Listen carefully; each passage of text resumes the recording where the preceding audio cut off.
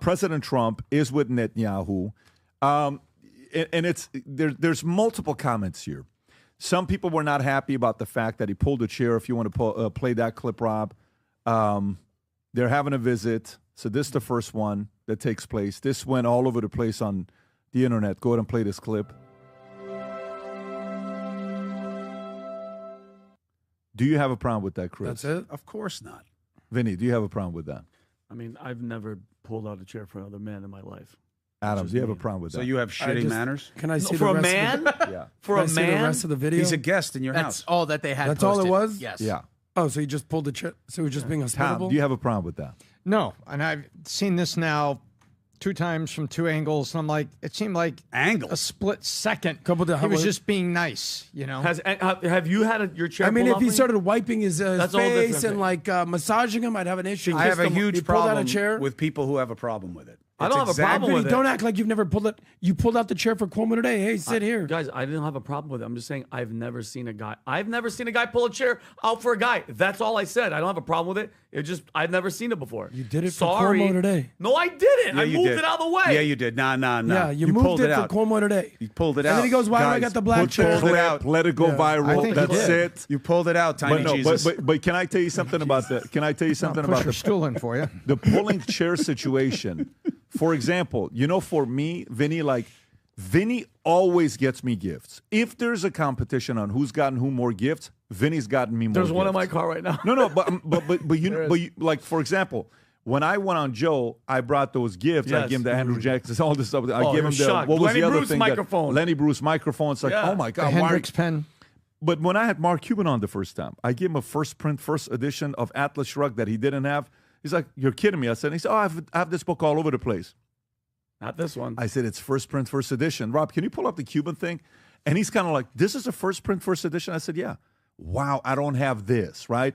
Whether it's Kobe, Kobe's reaction after the interview, the late Kobe, whether it's President Bush when we had on, it doesn't, sometimes people don't want gifts. Like DeSantis wasn't happy about my gift. He hated those. Well, But he's no got matter- that restriction. Yeah. I get that. I get that. No, but the point being, you have that. There's mannerisms for somebody older than you or somebody that's in a more, what do you call it? Like not an elderly, somebody that they are. Veterans, respect. Yeah. So that's the only thing about it, which was kind of go to all the way to the end. All the way to the end. It's like right there where you see even the spikes. Go up when you see the view spike right there. That's probably where it's at. Go up right there. Keep going. That interview's in 20, right there. Pat, Let you it ever play. gonna go, look at that. Don't you love that orange? That hair. sweater? I mean, you were probably honoring Trump with that shirt. 1957. I found it from Beverly Hills. Not that he can't afford it. Yeah, I had a hard time finding it. it. Original. It just slams it. No, but you're showing respect. Yeah, You're showing affection. So that's the part. But the reason for that is because he gave me his time. Right. Yeah. I asked for his time. He gave me his time. That's the only thing. I don't know who asked who to come. So maybe it's I asked you to come visit me. You came to my house. Let me serve you. If I come to you, you serve me. If that's the dynamic, it's hospitality. Look, people are making the point that he is subservient to Israel. That's what they're trying to do. That's what, and look, again, you can feel that way. We have never had an American president, and Bibi admitted it on the stage, that he feels more supported by Trump than ever before. That's right. Can you dislike that? By the way, of course. Let me tell you what I absolutely love about what Trump did. Oh, I can't even tell you guys. When I watch this, I'm like, listen, when you're the greatest country in the world, and when you have a lot of money, directly and indirectly, most people around you feel you like they can take something from you. What can I get from this guy, right? That are not in the inner circle, not the inner circle. Inner circle is a very different story. Inner circle is but everybody else kind of like, let me see what I can get from here. Let me see what I can get from there, from other countries. Mm-hmm. Israel is not U.S. EU is not U.S. Any of these countries are not U.S. Relationship. Hey, Colombia did this. Panama. Yeah, we're not going to be doing this, the relationship with China. Blah, blah, blah, blah, blah. Of course, you need the U.S. business, and now you're allowing our naval ships to go through, which is saving us millions of dollars of fuel per year. That's what you're supposed to do, right? When he's giving this message and he throws this curveball, Bibi doesn't know what to do. Nothing. You can tell he had no idea clue about no this. idea. Rob, is this the clip? So there's two clips. I don't have the isolated. This is the isolated version of Bibi's reaction. But do you want Trump making the announcement and then we play Bibi's? Is this with the announcement? You can hear it very lowly in the background. Okay, does the other one have what Trump says? Yes. Okay, play the other one. Watch this. The U.S. will take over the Gaza Strip, and we will do a job with it, too. We'll own it. And be responsible for dismantling all of the dangerous unexploded bombs and other weapons on the site, level the site and get rid of the destroyed buildings, level it out, create an economic development that will supply unlimited numbers of jobs and housing for the people of the area. Do a real job, do something different. Just can't go back. If you go back, it's going to end up the same way it has for 100 years. Yep. So now go play the clip with his reaction. Watch this. The U.S. will take over the Gaza Strip, and we will do a job with it, too. We'll own it and be responsible for dismantling all of the dangerous unexploded bombs and other weapons on the site, level the site, and okay, that's you're not comfortable. Is this the same guy that pulled out my chair? He pulled it out from under him. The people of the area. Do a real job. Do something different. Look at that. He's looking because he does not know he's going to be saying that. No, of course. I don't think anybody knew Trump was going to be saying that. It wasn't what was written for him. He had just said the language where he's like, yeah, everybody's going to have to be part of this thing and doing it. And then he says it. I'm supposed to have his hostage envoy, who's his Middle East envoy, come on my show right after this. I get a call. Really sorry. I got to go into an emergency meeting. I got to go. I got to go in. I can't talk to you right now. I have nothing to say about this. This is what Trump does, okay? Now, what I don't like about it is, and I got killed for this last night, and that's okay. Anybody who heard this, and certainly anybody in my business, knows that Trump was going off the cuff and saying something that was never going to be official U.S. policy. But everybody played it to advantage. On Fox, they started saying what a good idea this is. Yeah. And then on MSNBC, you got Joy Reid, who's an outrage. This is ethnic cleansing. Both of these entities knew that Trump was just riffing, right? Yeah. But it works for their agendas. And that's the problem with our whole dialogue. God forbid you say anything that shakes it up and makes something happen and you get attacked from both sides. I don't see Trump as the problem on this one. Yes, he said something that nobody wants. Levitt came out right away and said, no boots on the ground, and we're not paying for it. Well, that's not what he suggested. Yeah, I know. But that's the difference between official statement and when he's just pushing the envelope and riffing. And I think everybody jumped on. I agree with you on a couple very key points there. And one of the things that people jumped on, he said, we're going to own Gaza. That's not what he said. Listen to what he said in full context. We're doing a very good job there. We're going to do a good job and we'll own it. What he's talking about is when somebody says, you know what? I'm going to clean up that mess. I'm going to own it. I'll take care of it. It doesn't mean that you're taking possession and like physical, legal, tacit ownership of it. That's not what he was saying. He was in the middle of a riff, but even in the middle of the riff, saying we're going to own it didn't mean that we're going to make it like Puerto Rico or Guam or a 51st state. No, that's not what he said, but it was a riff, and everybody jumped on those angles. I like that. But guess what? You know what? It's because they have no other news and they have no other position. I have one thing that I love about this. Adam, I'll give my thoughts. Yeah, well, is this idea completely out there? Is it outrageous? Is it completely preposterous? Yes, but is it the best idea I've heard so far? Straight up, yes, it is. Because you know how Winston Churchill said, democracy is the worst form of government except for all the others that have been tried? Show me an idea that has been proposed that is actually possible. Show me an idea. Because all the ideas that I've heard are the river to the sea chant.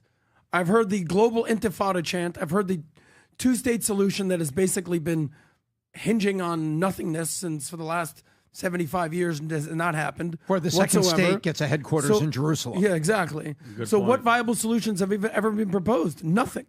So what they basically said, what he didn't show here was Gaza could and should be a Middle East paradise. I believe he called it the Riviera of the Middle East. It could be what Singapore is in Asia. It could be what Dubai is. It could be what literal Tel Aviv is. If you've ever been to Tel Aviv, it is literal paradise. It's like if New York met Miami on the beach. It's incredible. Gaza could be that. But instead, Hamas and the Palestinians have squandered billions and billions and billions of dollars by building down instead of building up. Their tunnel infrastructure is bigger than the New York tunnel system. Are you kidding me? So they've taken billions of dollars that have been given to them, and they built basically a terror network. So, and it's the same vicious cycle. They start a war, they lose a war, they cry foul, they sacrifice their martyrs, and they get they wait a few years, and then they do it all over again. And then the last point is this: the Jordanians don't want them, the Egyptians don't want them. They forget that Egypt has a border right next to them. They're not taking them in. The Lebanese don't want them. The Syrians don't want them. Millions and millions of Palestinians already. So do Israelis. That's right. There have been problems with the population. Listen, people don't forget that there's 2 million Palestinian Arabs that live in Israel. Say that again. What do you mean they live in Israel? Yeah, they're Israeli citizens. Every single country in the Middle East has basically kicked out all the Jews, and they've moved to Israel. But Israel has absorbed 2 million Arabs. So why don't the other Arab countries take in the Palestinians? Unfortunately, is because no one wants them. It's a no-win. Listen, no-win situation, plain and simple. The only problem is the non-jihad terrorists, just the regular Palestinians that had to leave because Gaza was going to be leveled, and we knew it was coming. What are they going to come back to? Are they going to be able to come back to their home? Meaning, hold on, there's no more Hamas. Everybody's gone. The leadership has changed. Do I get to come back to my house that was leveled? I lost my son. I lost my daughter. Me and my wife are still here. Can I come back? If they're going to rebuild and make a high-rise Trump Tower, can we get an apartment in there? Because my home was here. That's the only problem that I'm saying is, and I get it. People are like, they won't take them and they won't take them. Wait a minute. That's their home. They shouldn't have, nobody should have to take them. They should be able to come back home. And I think if you're going to rebuild and make it nice, I should be able to come back and live where I was living. That was the message that Trump articulated before he started riffing. Yeah. And now I'm told after the fact that the motivation here was the Arab community has to step up. They call the Palestinians brothers all the time until it's time to pay or to play. And if they don't step up, it's 100% true. Okay. If they don't step up and pay for, you don't want them in your country, you think you have enough, that's fine.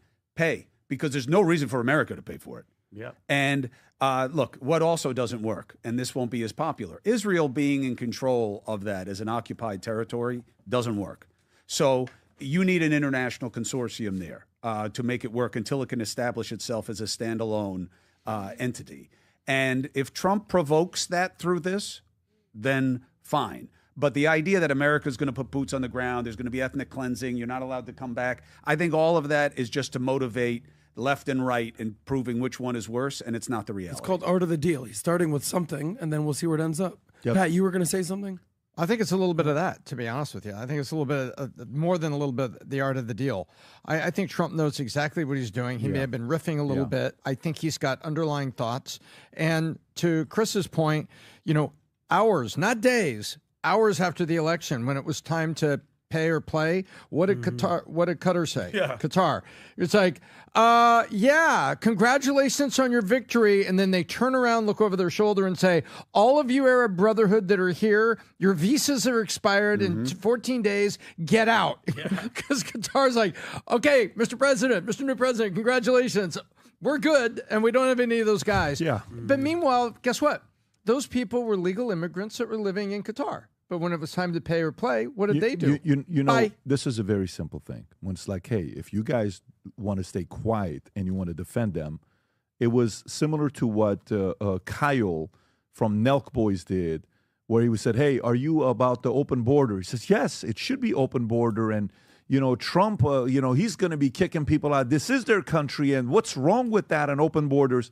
They say, man, we're so glad you feel this way. We have 20 illegal immigrants on the bus right there. Brilliant. That we would like to bring into your house since you agree. No, they can't come in. No, you agreed because let them come into your house. Yeah. And we think this is a great idea. So they got caught, Vinny. That's the challenge. They got caught knowing they don't want it. Yes. So now, to me, there's a part of it where it's kind of like, okay, go visualize U.S. has a, whatever you want to call it, what do you call that land if we take it over? Occupied? We occupy Gaza. Let's just say. I'm just, Yes, guys, yes. this is spitballing, guys. Don't jump to conclusion.